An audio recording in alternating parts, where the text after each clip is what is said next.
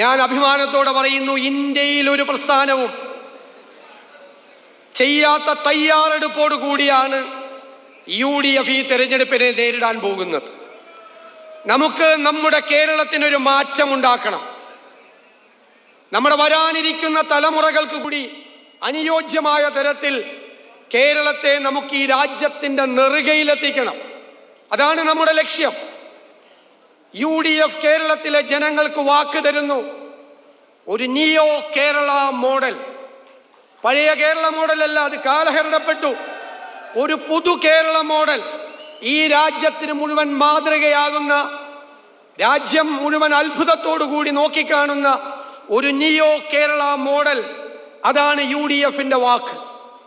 Good governance, സദ്ഭരണം, കൃത്യമായ ഇടപെടലുകളിലൂടെ സാധാരണക്കാരന്റെ വിഷയങ്ങൾക്ക് പരിഹാരമുണ്ടാക്കി ഈ സെക്രട്ടേറിയറ്റ്, കേരളത്തിലെ ഈ സെക്രട്ടേറിയറ്റ് ഭരണസിരാ കേന്ദ്രം ഇന്ത്യയിലെ നമ്പർ 1 എഫിഷ്യന്റ് സെക്രട്ടേറിയറ്റ് ആക്കി മാറ്റി.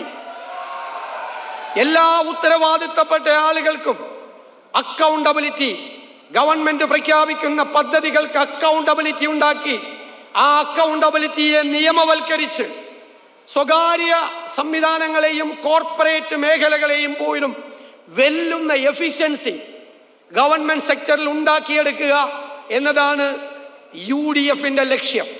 അതിനുള്ള കൃത്യമായ പദ്ധതികൾ രാജ്യത്തിനകത്തും പുറത്തുമുള്ള വിദഗ്ധരുമായി ആലോചിച്ച് തയ്യാറാക്കിയ പദ്ധതികൾ, തൊഴിൽ രംഗത്ത് അത്ഭുതകരമായ മാറ്റമുണ്ടാക്കുന്ന, വിദ്യാഭ്യാസ രംഗത്ത് മാറ്റമുണ്ടാക്കുന്ന, ആരോഗ്യരംഗത്ത് മാറ്റമുണ്ടാക്കുന്ന പദ്ധതികൾ UDFനുണ്ട്.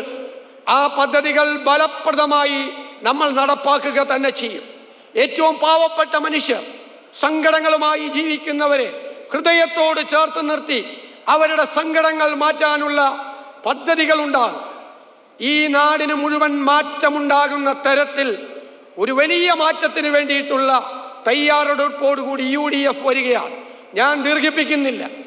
ഈ ജാഥയിൽ എന്നോടൊപ്പം പങ്കെടുത്ത മുഴുവൻ അംഗങ്ങളെയും ഞാൻ പ്രത്യേകമായി അവരോട് നന്ദി പറയുന്നു.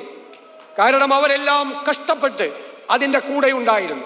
എല്ലാ സ്ഥലങ്ങളിലും ഇത് മനോഹരമായി, അതിമനോഹരമായി സംഘടിപ്പിച്ച, നിങ്ങൾക്കറിയാം, കണ്ണൂരിലെ പാർട്ടി ഗ്രാമങ്ങളിൽ പോലും എല്ലാവരെയും അത്ഭുതപ്പെടുത്തിക്കൊണ്ട് നടത്തിയ ആൾക്കൂട്ടം, അതിൻ്റെ സംഘാടന മികവ്, അതെല്ലാം നിങ്ങളുടേതാണ്.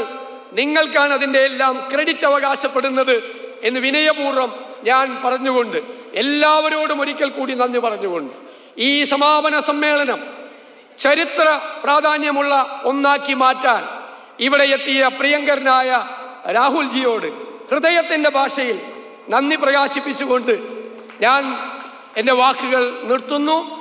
പോരാളികളെ പോലെ നമ്മളെല്ലാവരും, വേദിയിൽ ഇരിക്കുന്നവരും നിങ്ങളും, ഇന്ന് മുതൽ ഞാൻ നിങ്ങളോട് പറയുന്നു, നമ്മുടെ UDF ആവർത്തിച്ചു പറയാറുള്ളത് പോലെ വെറും UDF അല്ല, ടീം UDF. നമ്മളെല്ലാ ഉപതെരഞ്ഞെടുപ്പുകളിലും വൻപിച്ച ഭൂരിപക്ഷത്തിൽ വിജയിച്ചു. തൃക്കാക്കരയിലും പുതുപ്പള്ളിയിലും പാലക്കാടും നിലമ്പൂരും നമ്മൾ നമ്മുടെ ഭൂരിപക്ഷം അതിനു മുമ്പ് നമ്മൾ പ്രവചിച്ചു, ഇല്ലേ? തെരഞ്ഞെടുപ്പിന് മുമ്പ് നമ്മൾ പാർലമെന്റ് തെരഞ്ഞെടുപ്പിൽ ഉജ്ജ്വലമായ വിജയം നേടി. നമ്മൾ അതിനു മുമ്പ് എത്ര സീറ്റ് കിട്ടും എന്ന് നമ്മൾ പറഞ്ഞു. ഇവിടെ ലോക്കൽ ബോഡി തെരഞ്ഞെടുപ്പിൽ കഴിഞ്ഞ 30 വർഷക്കാലത്തെ ഏറ്റവും തിളക്കമാർന്ന വിജയം കിട്ടി. ആ വിജയവും നമ്മൾ പ്രവചിച്ചു. അതേ വഴിയിൽ അതിൻ്റെ ആത്മവിശ്വാസം നൽകിക്കൊണ്ട് ഞാൻ പറയുന്നു, ടീം UDF 100-ലധികം സീറ്റുമായി അധികാരത്തിലേക്ക് തിരിച്ചു വരും. അതിൻ്റെ ചുമതല മുഴുവൻ നിങ്ങളെ ഏൽപ്പിച്ചുകൊണ്ട് ഞാൻ എൻ്റെ വാക്കുകൾ നിർത്തുന്നു. നന്ദി, നമസ്കാരം.